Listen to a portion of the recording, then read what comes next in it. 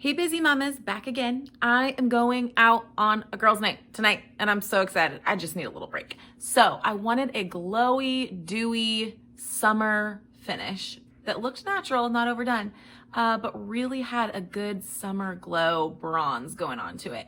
So I wanted to show you a few things that I did to help make that happen. And I started out with my, moisturizer, primer, foundation, and concealer already on and done. And if you want more tips on that, I have other videos that you can check out on my channel. But I started with that for the sake of time for this video, and then just went from there to show you all the tips I did to get that glowy bronzed summer dewy look that I oh so love right now. And got a break with my girls. It was wonderful. So take some of these tips for you.